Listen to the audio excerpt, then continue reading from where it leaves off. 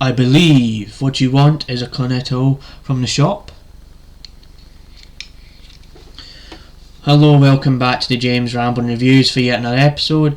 And in today's episode, I'm actually going to be reviewing for you Hot Fuzz, which is the second movie in the Cornetto Trilogy, and it is actually the second movie where you have Simon Pegg and Edgar Wright coming together, writing the movie, directing the movie, stuff like that, and then you have Nick Frost and all these other British actors. And yes, I might have taken you off guard with having these sunglasses on and being like, oh, what do you want from the shop or Cornetto? But just know that this is the established canon of those movies where they're referencing the Cornettos, and I have to repeat that in case you're somebody who didn't watch the last video and wondering what the heck is this whole like established universe of Cornettos. Well, there's that.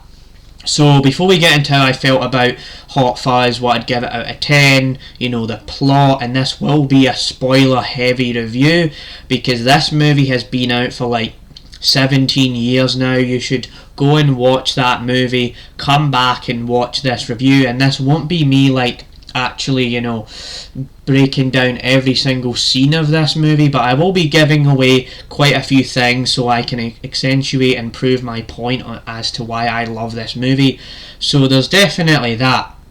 And so I really did enjoy Shaun of the Dead, and then going into Hot Fuzz, I have also seen Hot Fuzz 3 or 4 times, 4 or 5 times, and I've got to say that I do really enjoy the movie.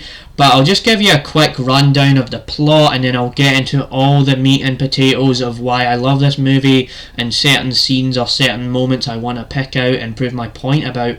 So what Hot Fuzz is actually about is actually this cop called Nicholas Angel, and he's in the cop division kind of thing, and the movie kind of tells you that he's the best of the best pretty much. Like, he excelled at all of his classes in school, he's the man behind the plan, he's like the best man in the game kind of thing. And then you have these other police officers that you meet in the movie, and then Nick Frost's character comes into it, and you have all these other characters that play into this wider narrative about the police in this town. Or are the police actually the bad guys? Are they the good guys? And that's kind of what the movie is about. The movie is also 2 hours long, and so there's definitely that. And so I'm going to get into how I actually feel about Hot Fuzz.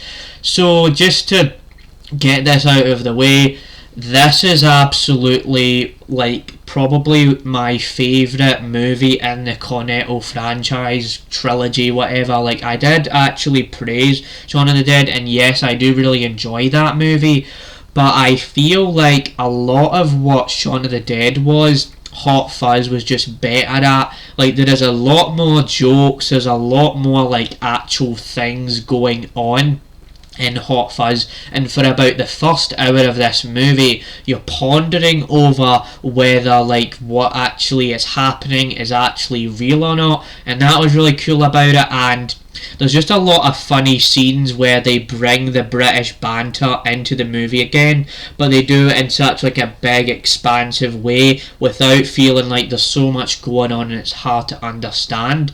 And there's definitely that. And for example, a lot of the funny scenes is like this funny thing about how do you want to watch Bad Boys 2 or Point Break kind of thing, and they really do also do a really good job of actually making fun of the whole like British accents as well. There's a lot of that in this movie, where the further you go in Britain, the higher you go up, you can't even understand what people are saying. So this is definitely a spoiler, because later in the movie there's this point where this guy has like this undistinguishable accent, and he's like, and they're like, oh, what's this? And then they try to translate what they're saying, and then this guy turns out to have all these weapons in his like place that he's living in, and it's like in this shed like thing where there's all these guns, and Nicholas Angel actually grabs those guns. And then later on in the movie, Nicholas Angel actually uses that to take out the bad guys, and it does turn out that the guys he was actually working for were absolutely like a-holes, horrible people, and you definitely get to see that because they talk about the whole joke in this movie is about doing things for the greater good, and it turns out they actually end up killing off a lot of the characters in this movie. So there is a point where you do have to pay attention and realise what's going on, but then there's also a point where you have to have so much fun with what's going on, especially because they do, you know how in Shaun of the Dead there's the whole joke about going to the pub and getting a round in, oh let's get beers, and that's such a British stereotype. Well, in this movie they double down on that fact, because there's literally a joke where, you know, Nicholas Angel is asking all these kids what their age is, and there's this kid is like, my birthday is every year, and he's like, get out of the pub.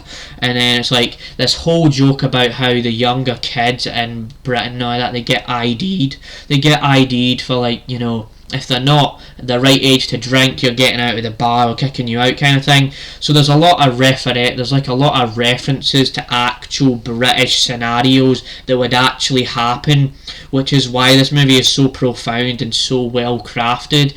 So there's definitely that about it. And also another thing you have to talk about is obviously, yeah, the comedy is on top of the world, it's amazing, it's peak, but there is also a lot of the scenes where the action takes place, they yet again use they actually double down on the fact that they use a lot of like things around them, so a lot of props.